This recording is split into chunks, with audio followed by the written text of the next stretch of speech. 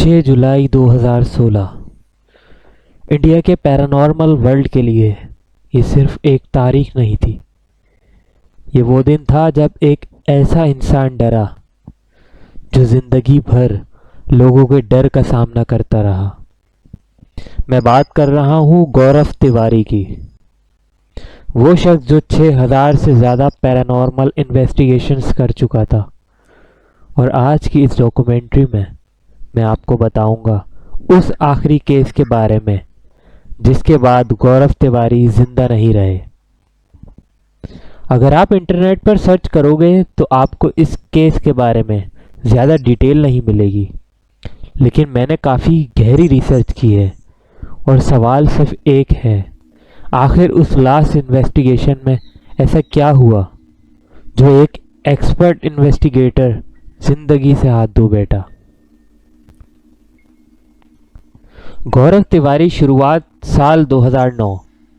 इसी साल गौरव तिवारी ने इंडिया में पैरानॉर्मल इन्वेस्टिगेशन की प्रॉपर शुरुआत की। वो उन लोगों में से नहीं थे जो हर चीज़ को सीधा जिन या भूत कह देते हैं। उनका पहला सवाल होता था कि ये कोई साइकोलॉजिकल केस तो नहीं। इसी वजह से लोग उन पर भरोसा करते थे और शायद इसी वजह से कुछ चीज़ें उनसे नफरत भी करती थी। जनकपुरी का कॉल, लास्ट केस 6 जुलाई 2016। शाम का वक्त, गौरव तिवारी को दिल्ली के जनकपुरी इलाके से एक कॉल आती है। कॉल करने वाले ने बताया कि हमारे घर में एक लड़की है, वो इंसानों जैसी हरकतें नहीं करती, वो बहुत अजीब हो चुकी है। गौरव नॉर्मली ये केस एक्सेप्ट कर लेते, लेकिन इस दफ़ा बात कुछ और थी। गौरव की तबीयत ठीक नहीं थी, वो डिप्रेशन का शिकार थे, उनका जहनी सुकून बिल्कुल ख़त्म हो चुका था।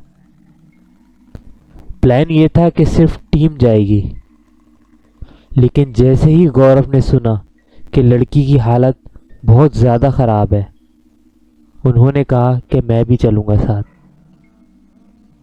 ये केस था गौरव तिवारी की मौत से सिर्फ एक रात पहले का। शाम ढल चुकी थी। गौरव और उनकी टीम इक्विपमेंट्स गाड़ी में रख रही थी, कैमरास, ईएमएफ मीटर्स, रिकॉर्डर्स। गौरव गाड़ी के फ्रंट सीट पर खामोशी से बैठे हुए थे। उनके एक टीम मेंबर ने पूछा, सर आपकी तबीयत तो ठीक है ना? आप रेस्ट कर लो, हम मैनेज कर लेंगे। गौरव ने कहा, नहीं मैं ठीक हूँ। फिर अचानक वो बोले, आजकल मुझे सुकून नहीं मिलता, रात को नींद नहीं आती, जब भी अकेला होता हूँ लगता है कोई चीज़ मेरे साथ लगी हुई है, कोई नेगेटिव एनर्जी जो मेरे अंदर ही है और वो मेरे हार मानने का इंतज़ार कर रही है। टीम के लिए ये अल्फाज बहुत भारी थे, क्योंकि ये बात उनका लीडर कर रहा था।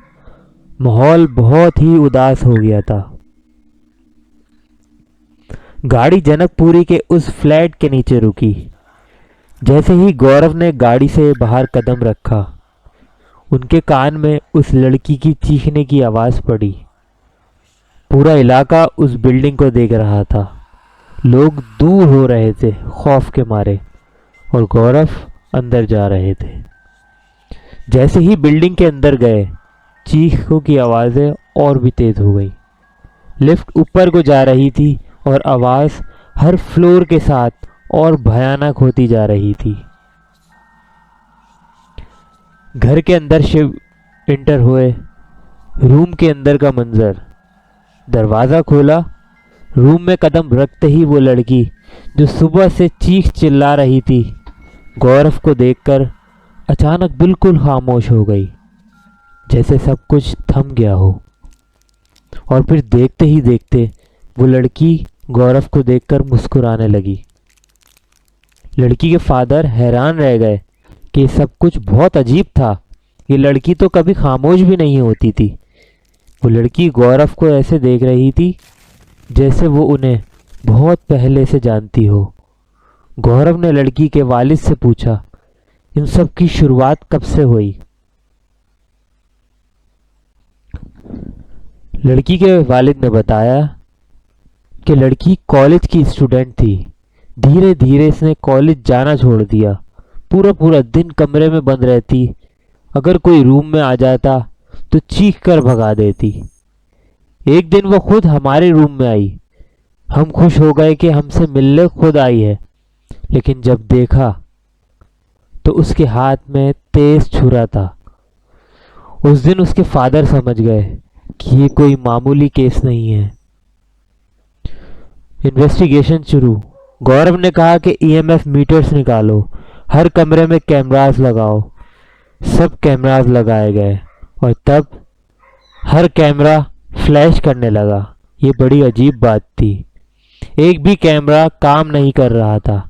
ईएमएफ मीटर्स इतनी हाई रीडिंग दे रहे थे जैसे कि पूरे घर में सिर्फ एक नहीं, हजारों एंटिटीज मौजूद हो। लड़की का जुमला। गौरव ईएमएफ लेकर लड़की के रूम में गए। लड़की ने गौरव को देखा और कहा कि आ गया तू। गौरव को बड़ी हैरानी हुई। गौरव ने पूछा कि तू कौन है, क्या तू मुझे जानती है? लड़की ने कहा कि इस घर की हर बला तुझे जानती है और तू ही तो हमें अपने साथ लेकर चलता है। आज एक और को साथ लेकर जाएगा। गौरव के लिए ये अल्फाज बहुत अजीब से थे। खैर, काम खत्म हुआ।